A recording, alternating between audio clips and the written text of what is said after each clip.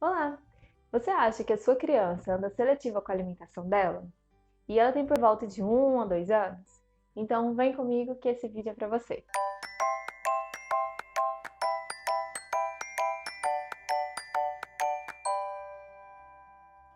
Eu sou Thaisa Roriz, sou nutricionista materno-infantil e trabalho com foco na autonomia alimentar e sou apaixonada em construir boas relações com a comida. Sou mãe de dois, Cora com 8 meses e Cadu com 3 anos e meio. Muitas famílias chegam até mim com a queixa de que seus filhos estão passando por uma fase de seletividade alimentar. E a maioria delas começa por volta de 1 ano. E aí agora eu quero te explicar um pouquinho melhor sobre a seletividade alimentar e sobre essa fase que os bebês começam a passar a partir de 1 ano. É muito comum que as crianças comecem a diminuir o ritmo de consumo, né, na quantidade de consumo de alimentos, ou até selecionar alguns alimentos e excluir alguns. E isso tudo é normal e é esperado para essa fase. Isso porque, primeiro motivo, o principal motivo, é que o bebê começa a desacelerar o ritmo de crescimento dele em relação aos meses anteriores. Então, matematicamente, ele vai precisar de menos caloria, de menos consumo alimentar. Isso acaba refletindo, só que, como os pais não têm muito essa noção, não têm essa informação, começa a pensar que, meu filho está seletivo, meu filho parou de comer. E realmente, então, se o bebê ele está se desenvolvendo como esperado para cada fase dele, para aquela faixa etária, tá tudo certo. A gente começa a entender que por volta de 1 ano, os alimentos eles se tornam a principal fonte de nutrientes para o bebê e o leite materno a segunda fonte de nutrientes, né? Começa a fazer essa troca que antes era o inverso. Então, a maioria das mães começam a ficar desesperadas nessa fase, porque e aí, meu filho parou de comer, tá mamando super e agora a ordem inverteu, como que eu vou fazer? Então, o importante é manter a livre demanda, quando possível, por até pelo menos 2 anos, porque isso vai garantir com que seu bebê esteja nutrido, porque o leite materno ele continua sendo importantíssimo e ele continua sendo riquíssimo em todos os nutrientes que seu bebê precisa nessa fase. Aliás, para cada fase que ele estiver passando. O leite materno ele é completamente adaptável a cada fase do bebê. E aí chega a segunda fase mais desafiadora da alimentação, que é quando o bebê completa 2 anos, está ali por volta de 2 anos. É uma fase em que ele está aprendendo mais sobre o seu eu, sobre a sua individualidade, e isso reflete bastante na alimentação. E muitas crianças são ditas como seletivas, principalmente nessa fase dos 2 anos, sem que na verdade nem são. Então, para que uma criança seja seletiva de fato, ela precisa atender a alguns requisitos. Ela precisa de algumas especificações, como por exemplo, a criança quando ela é encorajada, incentivada a experimentar alimentos, mesmo que sejam alimentos que já façam parte da rotina alimentar dela, ela se mostra muito angustiada em relação a esse incentivo, a esse encorajamento.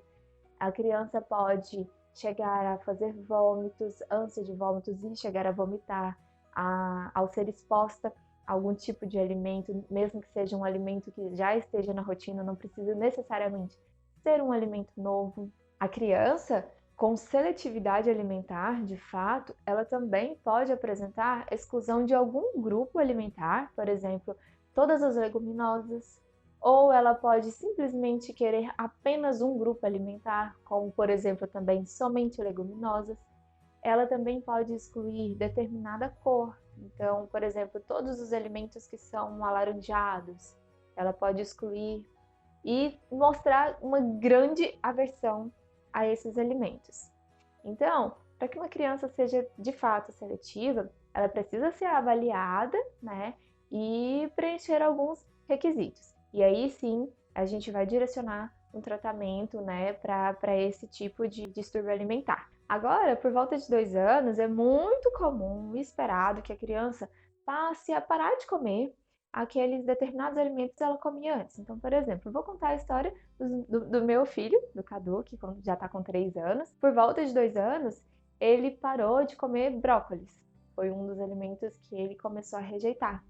E aí, então, a gente fez todo um trabalho de educação nutricional, como por exemplo, eu ofereci o brócolis em forma de receita, então, de forma que o brócolis não estivesse tão camuflado nessa receita, que ele sabia que era o brócolis, que era aquele alimento que ele andava rejeitando, mas que estava sendo apresentado de uma forma diferente.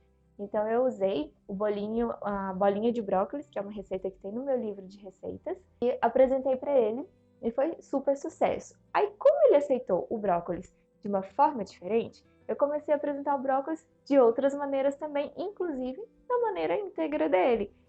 Eu fazia o brócolis inteiro, salteadinho, com alho e azeite. Então, o brócolis, aos poucos, foi um processo gradativo, voltou a fazer parte da rotina alimentar dele.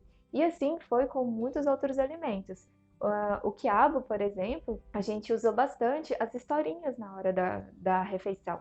A Du é uma criança que gosta muito de histórias, então eu incluí a historinha na hora da refeição e isso foi uma super estratégia também que contribuiu. E esse período que os bebês e crianças costumam passar, esses desafios alimentares que vão desde o início da introdução alimentar, eles vão ter um desfecho positivo ou negativo. Isso vai depender muito da forma como nós vamos lidar com isso. Então, quando a gente começa a insistir, mesmo que gentilmente, para que uma criança coma determinado alimento que ele está excluindo por motivos dele, a gente está contribuindo para que ele tome meio que um trauma alimentar. Dependendo da forma como a gente vai inserindo esse alimento para ele, realmente pode virar um trauma alimentar. E aí, aqui eu costumo sempre perguntar, trazer uma reflexão. Qual é a herança alimentar que você está deixando para o seu filho? A herança alimentar, a educação nutricional que a gente deixa para os nossos filhos é algo muito, muito importante, porque é algo que vai perdurar por toda a vida desses pequenos. Então, aqui vão algumas dicas para que você consiga ajudar o seu bebê a lidar de forma mais positiva com esses desafios alimentares. Primeiro, não insista para que a criança coma determinado alimento ou para que ele coma determinada quantidade da refeição. A gente pode simplesmente oferecer e ensinar o bebê a lidar de forma positiva com aquele alimento.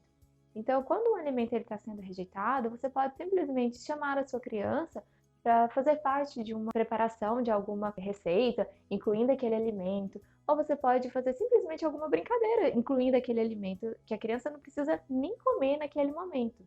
Por exemplo, dependendo da idade, se for um bebê um pouco maior, você pode vendar o bebê, entregar o alimento na mão para que ele toque e fale o que é, para ele cheirar, se ele quiser experimentar.